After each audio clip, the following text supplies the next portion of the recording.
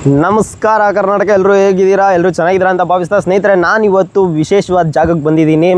First of all ಎಲ್ರಿಗೂ welcome to my YouTube channel and some Kannadiga YouTube ಚಾನಲ್ಗೆ ಸ್ವಾಗತ ಸುಸ್ವಾಗತ.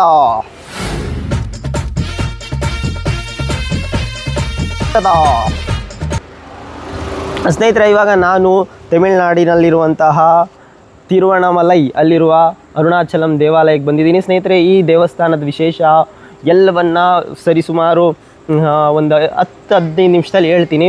ಅದ್ರ ಜೊತೆಗೆ ನಾನಿವಾಗ ಸದ್ಯಕ್ಕೆ ಗಿರಿ ಪ್ರದಕ್ಷಿಣೆ ಅನ್ನುವಂಥ ವಿಶೇಷವಾದ ಇಲ್ಲಿ ಒಂದು ಆಚರಣೆ ಇದೆ. ಇದನ್ನು ಪರಿಕ್ರಮವನ್ನು ಮಾಡಿಕೊಂಡು ಅಂದರೆ ನಡ್ಕೊಂಡು ಈ ವಿಶೇಷಗಳನ್ನೆಲ್ಲ ನಿಮಗೆ ತಿಳಿಸಿ ಹೇಳ್ತೀನಿ.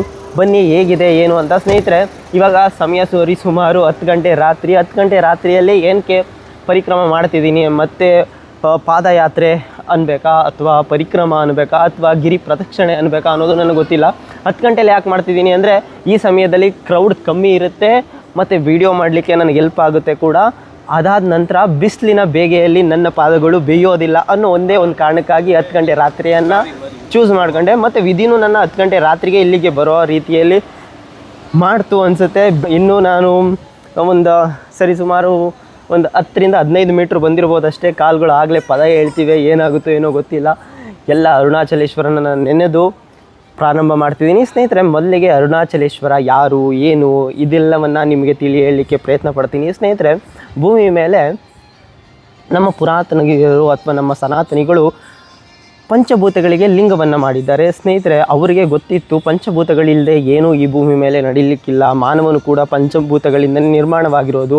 ಇಲ್ಲಿ ಈ ಭೂಮಿಯ ಮೇಲೆ ಅಥವಾ ಈ ಯೂನಿವರ್ಸ್ನ ಮೇಲೆ, ಈ ಜಗತ್ತಿನ ಮೇಲೆ ಎಲ್ಲವೂ ಪಂಚಭೂತಗಳಿಂದಲೇ ನಿರ್ಮಾಣವಾಗಿರೋದು ಅಂತ. ಅದಕ್ಕಾಗಿ ಪಂಚಭೂತಗಳನ್ನು ಪ್ರಕೃತಿಯ ಆಧಾರಿತವಾಗಿ ಪೂಜಿಸಬೇಕು ಅನ್ನೋ ಒಂದು ಪರಿಕಲ್ಪನೆ ಇಟ್ಕೊಂಡು ಎಲ್ಲ ಪಂಚಭೂತಗಳಿಗೆ ಒಂದೊಂದು ಲಿಂಗವನ್ನು ಮಾಡ್ತಾರೆ.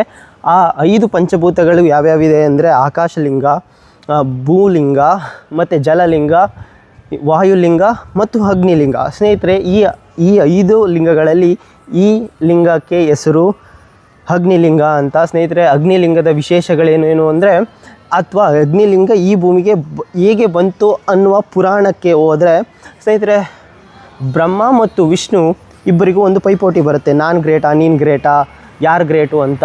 ಬ್ರಹ್ಮ ಹೇಳ್ತಾನೆ, ನೋಡು ಎಲ್ಲವನ್ನು ಸೃಷ್ಟಿ ಮಾಡಿರೋನೇ ನಾನೇ ಗ್ರೇಟ್ ಅಂತ. ಅದಕ್ಕೆ ವಿಷ್ಣು ಹೇಳ್ತಾನೆ, ನೀನು ಸೃಷ್ಟಿ ಮಾಡಿರ್ಬೋದಪ್ಪ, ಲಯಕರ್ತ ನಾನು, ಅಂದರೆ ಎಲ್ಲವನ್ನು ನಡೆಸ್ತಿರೋನು ನಾನು, ಧರ್ಮ ಕರ್ಮಗಳನ್ನ ಸರಿದೂಗಿಸ್ತಿರೋನು ನಾನೇ ಗ್ರೇಟ್ ಅಂತ ವಿಷ್ಣು ವಾದಕ್ಕೆ ಕೇಳಿತಾನೆ. ಅದಕ್ಕೆ ಇವರಿಬ್ಬರ ವಿವಾದಗಳನ್ನ ಕೇಳ್ತಾ ಇದ್ದಂಥ ಶಿವ ಹೇಳ್ತಾನೆ, ನೀವಿಬ್ಬರು ಒಂದು ಕೆಲಸ ಮಾಡಿ, ನನ್ನ ಆದಿ ಮತ್ತು ಅಂತ್ಯವನ್ನು ಹುಡುಕಿ, ನಿಮಗೆ ಯಾರಿಗೆ ನನ್ನ ಆದಿ ಮತ್ತು ಅಂತ್ಯವು ಸಿಗುತ್ತೆ ಅವರೇ ಇಬ್ಬರಲ್ಲಿ ಶ್ರೇಷ್ಠರು ಅಂತ ಒಂದು ಪಂದ್ಯ ಹೇಳ್ತಾನೆ. ಆ ಪಂದ್ಯಕ್ಕೆ ಇಬ್ಬರು ಒಪ್ಪಿ, ಆಯಿತು ಸರಿ ನಾನು ಹುಡುಕ್ತೀನಿ ಅಂದ್ಬಿಟ್ಟು ಬ್ರಹ್ಮ ಏನು ಮಾಡ್ತಾನೆ, ಅವನ ವಾಹನ ಆದಂಥ ಹಂಸವನ್ನು ಕರೆದು ಮೇಲೆ ಹಾರಲಿಕ್ಕೆ ಸ್ಟಾರ್ಟ್ ಮಾಡ್ತಾನೆ. ಮೇಲೆ ಹಾರಿ ಅವನ ಸ್ಟಾರ್ಟಿಂಗ್ ಯಾವುದು ಅಂತ ಹುಡುಕ್ಲಿಕ್ಕೆ ಪ್ರಾರಂಭ ಮಾಡ್ತಾನೆ. ಸ್ನೇಹಿತರೆ, ಅದಾದ ನಂತರ ವಿಷ್ಣು ಏನು ಮಾಡ್ತಾನೆ, ಅವನ ವರಾಹ ಅವತಾರವನ್ನು ತಾಳಿ ಭೂಮಿಯ ಪಾತಾಳ ಲೋಕಕ್ಕೆ ಇಳಿತಾನೆ. ತುದಿಯನ್ನು ಹುಡುಕ್ಲಿಕ್ಕೆ, ತಾಳು ಮತ್ತು ತುದಿಯನ್ನು ಹುಡುಕ್ಲಿಕ್ಕೆ ಇಬ್ಬರು ಹೊರಡ್ತಾರೆ. ಸ್ನೇಹಿತರೆ, ಇಬ್ಬರು ಹೊರಟಾಗ ಅವರಿಬ್ಬರಿಗೆ ಅದು ಸಿಗಲಿಕ್ಕಿಲ್ಲ. ಸ್ನೇಹಿತರೆ, ಅವರಿಬ್ಬರಿಗೆ ಏನಕ್ಕೆ ಸಿಗಲಿಕ್ಕಿಲ್ಲ ಅನ್ನೋದಕ್ಕೂ ಕತೆ ಬೇರೆ ಇದೆ. ಸ್ನೇಹಿತರೆ, ಇನ್ನೊಂದು ವಿಚಾರ ಏನು ಅಂದರೆ, ವಿಷ್ಣು ಏನು ಮಾಡ್ತಾನೆ, ಸರಿ ಅವನು ವಿಷ್ಣುಗೆ ಅರಿವಾಗುತ್ತೆ ನನಗೆ ಸಿಗಲಿಕ್ಕಿಲ್ಲ, ಎಷ್ಟೇ ಆಳಕ್ಕೆ ನಾನು ಬಗೆದ್ರೂ ಶಿವನ ಆದಿ ಮತ್ತು ಅಂತ್ಯ ಎರಡನ್ನೂ ನಾನು ಕಂಡುಹಿಡಿಯಲಿಕ್ಕಾಗಲಿಲ್ಲ ಅಂತ ವಾಪಸ್ ಶಿವನ ಹತ್ರಕ್ಕೆ ಬಂದುಬಿಡ್ತಾನೆ. ಇಲ್ಲ, ನನಗೆ ಸಿಗಲಿಲ್ಲ ಅಂತ ಸತ್ಯವನ್ನು ಹೇಳ್ತಾನೆ. ಅದಾದ ನಂತರ ಬ್ರಹ್ಮ ಏನು ಮಾಡ್ತಾನೆ, ಆರ್ಕೊಂಡು ಎಷ್ಟೋ ವರ್ಷಾನುಗಟ್ಟಲೆ ಮೇಲೆ ಹುಡುಕ್ತಾನೆ ಹೋಗ್ತಾನೆ. ಅರುಣಾಚಲೇಶ್ವರ ಒಳ್ಳೇದು ಮಾಡಪ್ಪ ಸುಮ್ಮನೆ. ಸ್ನೇಹಿತರೆ, ಇಲ್ಲಿಂದ ಅರುಣಾಚಲೇಶ್ವರನ ದರ್ಶನ ಪಡ್ಕೊಂಡು ಇದು ಮಾಡಬೇಕು, ಪರಿಕ್ರಮವನ್ನು ಸ್ಟಾರ್ಟ್ ಮಾಡಬೇಕು ಅನಿಸುತ್ತೆ. ಅಂದ್ಬಿಟ್ಟು ಟಕ್ಕಂತ ಶಿವನ ಬಳಿ ಪ್ರತ್ಯಕ್ಷ ಆಗಿಬಿಟ್ಟು, ನೀನು ಆದಿ ಸಿಕ್ತು ನನಗೆ ಅಂತ ಸುಳ್ಳು ಹೇಳ್ತೇನೆ. ಸುಳ್ಳು ಹೇಳ್ಬಿಡ, ನಾನು ಯಾಕೆ ಸುಳ್ಳು ಹೇಳಲಿ ಶಿವ, ಬ್ರಹ್ಮ ನೀನು ಸುಳ್ಳು ಹೇಳಿದ್ಯಾ, ಈ ಸುಳ್ಳು ಹೇಳಿರೋ ಕಾರಣಕ್ಕಾಗಿ ನಿನಗೆ ಭೂಲೋಕದಲ್ಲಿ ಪೂಜೆ ಸಿಗದೇ ಇರಲಿ, ಇನ್ನೆಂದೂ ಪೂಜೆ ಸಿಗದೇ ಇರಲಿ ಅಂತ ಶಿವ ಬ್ರಹ್ಮಂಗೆ ಶಾಪ ಕೊಟ್ಬಿಡ್ತಾನೆ. ಬ್ರಹ್ಮ ಮನನೊಂದು, ಸರಿ ಆಯಿತು, ತಪ್ಪಾಯಿತು ಶಿವ, ಆದರೆ ಒಂದೇ ಒಂದು ಕೇಳ್ತೀನಿ, ನನಗೆ ಭೂಮಿ ಮೇಲೆ ಪೂಜೆ ಇಲ್ಲದೇ ಇದ್ರೂ ಪರವಾಗಿಲ್ಲ, ಈ ರೂಪ ಏನಿದೆ, ಈ ಅಗ್ನಿ ರೂಪ ಏನಿದೆ, ಈ ರೂಪದಲ್ಲಿ ನೀನು ನಿನ್ನ ಭಕ್ತಾದಿಗಳಿಗೆ ವರ ಕೊಡು, ಯಾವಾಗಲೂ ದರ್ಶನ ಕೊಡು ಅಂತ ಬ್ರಹ್ಮ ಕೇಳ್ಕೊತಾನೆ. ಅದಕ್ಕೆ ಶಿವ ಮನಸ್ಸೋತು, ಸರಿ ಆಯಿತು ನೀನು ಹೇಳಿದ್ದೆ ಆಗಲಿ, ಕೊಡ್ತೀನಿ. ಆದರೆ ಇಷ್ಟು ಭವ್ಯವಾದ ಉರಿಯಲ್ಲಿ ಏನಾದರೂ ನಾನು ಭೂಮಿಗೇನಾದರೂ ಬಿದ್ದರೆ ಭೂಮಿ ತಡ್ಕೊಳ್ಳಲ್ಲ. ಅಂದರೆ ಇದರ ಒಂದು ಭಾಗವಾಗಿ 100ರಲ್ಲಿ 1 ಭಾಗವಾಗಿ ಭೂಮಿಲಿ ಉಳಿತೀನಿ ಅಂತ ಹೇಳ್ತಾನೆ. ಆ ಉಳಿದಿದ್ದಂಥ ಪ್ರಾಂತ್ಯವೇ ಈ ಅರುಣಗಿರಿ ಅಂತ ಹೇಳ್ತಾರೆ. ಅಂದರೆ ಅರುಣಾಚಲಂನ ಗಿರಿ ಪ್ರದೇಶ ಏನಿದೆ ಅದು ಅವನ ಆ ಜ್ಯೋತಿಯಾಗಿ ಬೆಳಗಿದ್ನಲ್ಲ, ಅಗ್ನಿಯಾಗಿ ಬೆಳಗಿದ್ನಲ್ಲ, ಆ ಸ್ವರೂಪದ ಒಂದು ಕಿಡಿ ಅಂತ ಹೇಳಲ್ಪಡ್ತಾರೆ ಸ್ನೇಹಿತರೆ. ಇನ್ನೊಂದು ವಿಚಾರ ಏನು ಅಂದರೆ ಇಂಪಾರ್ಟೆಂಟ್, ಆಗ ಅಂದರೆ ಇದನ್ನು ನಡೆದಿದ್ದು ಸತ್ಯಯುಗದಲ್ಲಿ ಇದು ಅಗ್ನಿಯಾಗೇ ಉರಿತಿತ್ತಂತೆ ಈ ಪರ್ವತ. ಇಡೀ ಯುಗದ ಜನರು ಏನಿದ್ರು, ಸತ್ಯಯುಗದ ದೇವ ಮಾನವರೇನಿದ್ರು ಈ ಗಿರಿಯನ್ನು ಉರಿಯುವಂಥ ಅಗ್ನಿ ರೂಪದಲ್ಲೇ ಕಾಣ್ತಿದ್ರಂತೆ. ಅಂದರೆ ಈ ಭೂಮಿ ಮೇಲೆ ಉಜ್ವಲವಾಗಿ ಪ್ರಜ್ವಲಿಸ್ತಿತ್ತಂತೆ ಅಗ್ನಿ ಉರಿಯಾಗಿ ಈ ಬೆಟ್ಟದ ಸುತ್ತ ಪರಿಕ್ರಮ ಮಾಡ್ತಿದ್ರಂತೆ ಆಗ್ಲೂ. ಅದಾದ ನಂತರ ಇನ್ನು ನೆಕ್ಸ್ಟ್ ಯುಗ ಬಂತಲ್ಲ ಸ್ನೇಹಿತರೆ, ತೇತ್ರಾಯುಗ ಅಂದರೆ ಶ್ರೀರಾಮನ ಯುಗ. ಆ ರಾಮನ ಯುಗದಲ್ಲಿ ಇದು ವಜ್ರವಾಗಿ ಮಾರ್ಪಡ್ತಂತೆ. ಆಗ ವಜ್ರವನ್ನು ಪರಿಕ್ರಮ ಮಾಡ್ತಿದ್ರಂತೆ ಅಲ್ಲಿನ ಜನತೆ. ಸ್ನೇಹಿತರೆ ಏನಕ್ಕೆ ಹಂಗೆ ಚೇಂಜ್ ಆಯಿತು ಅಂದರೆ ಜನಗಳು ಬದಲಾದಂಗೆ ಶಿವನು ಬದಲಾದ ಅನ್ನುವಂಥ ವಾಡಿಕೆ, ಅಥವಾ ಉರಿಯುವ ಬೆಂಕಿ ವಜ್ರವಾಯಿತು ಅನ್ನೋದು ಒಂದು ವಾಡಿಕೆ ಸ್ನೇಹಿತರೆ. ಅದಾದ ನಂತರ ಇನ್ನು ದ್ವಾಪರ ಯುಗ ಬಂತಲ್ಲ, ದ್ವಾಪರ ಯುಗ ಇನ್ನೇನು ಕಲಿಯುಗಕ್ಕೆ ಸಮೀಪವಾಯಿತು. ಆಗ ಈ ಬೆಟ್ಟ ಏನಿದೆ ಅಂದರೆ ಅರುಣಾಚಲಂನ ಅರುಣಗಿರಿ ಏನಿದೆ ಆ ಬೆಟ್ಟ ಸುವರ್ಣವಾಯಿತು, ಅಂದರೆ ಚಿನ್ನವಾಯಿತು ಅನ್ನೋವಂಥ ವಾಡಿಕೆಗಳು ಅಥವಾ ನಂಬಿಕೆಗಳು ಇವೆ. ಅದಾದ ನಂತರ ಸ್ನೇಹಿತರೆ ಕಲಿಯುಗದಲ್ಲಿ ಆ ಸ್ವರ್ಣಗಿರಿ ಏನಿತ್ತು ಅದು ಕಲ್ಲಾಗೋಯಿತು ಅನ್ನೋದು ಇಲ್ಲಿನ ನಂಬಿಕೆ ಸ್ನೇಹಿತರೆ. ಇಷ್ಟು ನಂಬಿಕೆಗಳನ್ನು ಜನರು ಇಲ್ಲಿ ಈಗಲೂ ಸಹ ಬಿಲೀವ್ ಮಾಡ್ತಾರೆ. ಸತ್ಯ ಸುಳ್ಳು ಅನ್ನುವಂಥ ಏನದು ಜಂಜಾಟಕ್ಕೆ ನಾನು ಹೋಗ್ಲಿಕ್ಕಿಲ್ಲ. ಬಟ್ ಇದನ್ನೆಲ್ಲವನ್ನು ಕೇಳಿದ ಮೇಲೆ ಈ ಬೆಟ್ಟದ ಅಥವಾ ಈ ಕ್ಷೇತ್ರದ ಅಥವಾ ಈ ಪುಣ್ಯ ಭೂಮಿಯ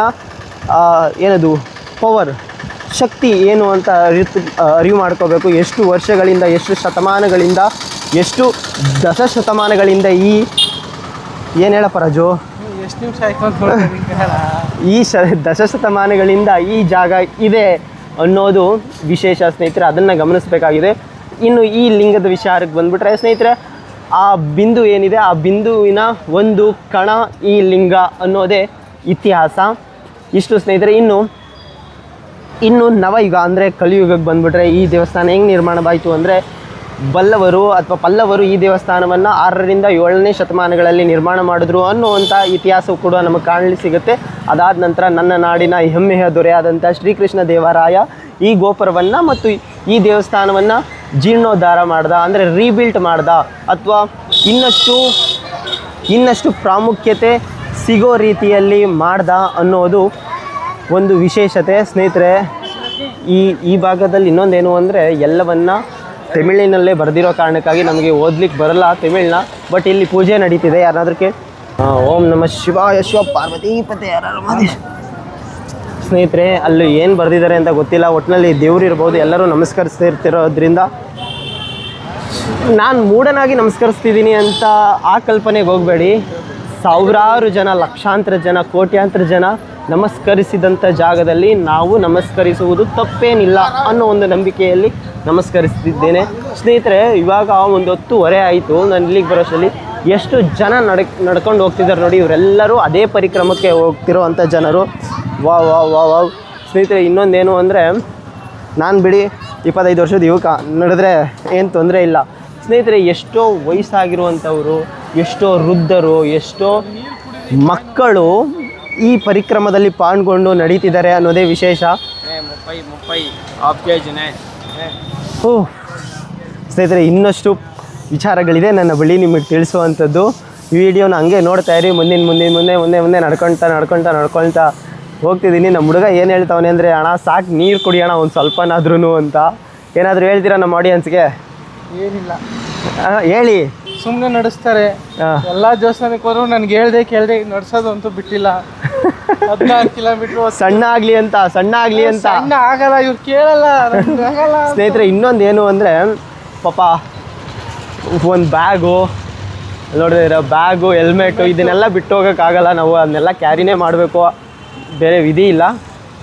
ಹಾಂ ವಿಡಿಯೋದಲ್ಲಿ ಮಾತಾಡ್ತಿದ್ದೀನಿ ಅಂತ ಅವನು ಎತ್ಕೊಂಡು ಅದಾದ್ಮೇಲೆ ನಾನೇ ಇಸ್ಕೋತೀನಿ. ನೀವು ಅವನ್ನ ತುಂಬ ಆಗಲ್ಲ ತುಂಬ ವಾಪಸ್ ಕೊಟ್ಟೆ ಕೊಡ್ತೀನಿ ನಾನು ಒಬ್ಬನೇ. ಸ್ನೇಹಿತರೆ ಬನ್ನಿ, ರಸ್ತೆ ಮಾತ್ರ ಏನಂತ ಗಲೀಜಾಗಿರೋಂಥ ರಸ್ತೆ ಏನಿಲ್ಲ. ಎಷ್ಟೇ ಸಾವಿರಾರು ಜನ ನಡೆದಿದ್ರು ಸುಂದರವಾಗಿ ರಸ್ತೆ ಇದೆ.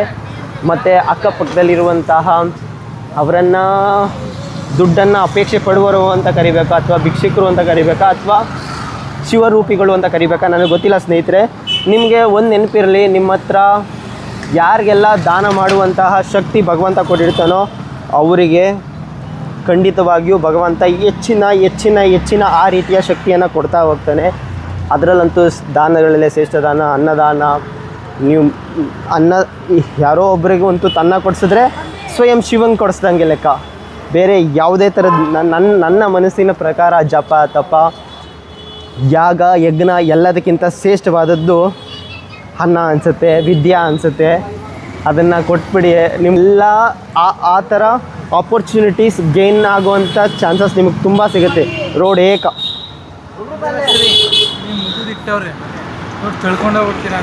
ನಿನ್ನ ಸ್ನೇಹಿತರೆ ಇವನ್ ಕೂರಿಸ್ಕೊಂಡು ಮಗು ಇದ್ರಲ್ಲಿ ತಳ್ಕೊಂಡು ಹೋಗ್ಬೇಕಂತ ಇತ್ತು. ತಳ್ಕೊಂಡು ಹೋಗಿ ನಾನೆಲ್ಲ ಇಟ್ಕೊಂಡು ಕುತ್ಕೋತಾ ಇದ್ದೆ. ಸ್ನೇಹಿತರೆ ಏನು 1 ಕಿಲೋಮೀಟ್ರ್ ಬಂದ್ವೇನೋ ಅಷ್ಟೇ, ಇನ್ನೂ 14 ಕಿಲೋಮೀಟ್ರ್ ಇದೆ. 13 ಕಿಲೋಮೀಟ್ರ್ ಇದೆ. ಹೇಳ್ತಾ ಇದೆ. Let's do it. ಓಂ ನಮಃ ಶಿವಾಯ, ಓಂ ನಮಃ ಶಿವಾಯ, ಓಂ ನಮಃ ಶಿವಾಯ, ಓಂ ನಮಃ ಶಿವಾಯ, ಓಂ ನಮಃ ಶಿವಾಯ, ಓಂ ನಮಃ ಶಿವಾಯ. ಸ್ನೇಹಿತರೆ ಇನ್ನು ಕನ್ಕ್ಲೂಷನ್ಗೆ ಬರ್ತೀನಿ. ಲಾಸ್ಟು ಇನ್ನೇನೋ ಫೋನ್ ಸ್ವಿಚ್ ಆಫ್ ಆಗೋ ಥರ ಬಂತು. ಶಿವನ್ ನೆನ್ಕೊಂಡು ಪರಿಕ್ರಮ ಮುಗಿಸ್ಬಿಟ್ಟು ಮತ್ತೆ ನಿಮ್ಮ ಹತ್ರಕ್ಕೆ ಬರ್ತೀನಿ. ಸಾಧ್ಯ ಆದರೆ ಇದೇ ಮಣ್ಣಿನಿಂದ ನಿಮಗೆ ಥ್ಯಾಂಕ್ಸ್ ಹೇಳ್ತೀನಿ. ವಿಡಿಯೋ ನೋಡಿದ್ದಕ್ಕೆ, ಇಲ್ಲಾಂದರೆ ಮನೆಗೆ ಹೋಗಿ ಥ್ಯಾಂಕ್ಸ್ ಹೇಳ್ತೀನಿ. Love you. ವಿಡಿಯೋ ವಾಚ್ ಮಾಡ್ತಾ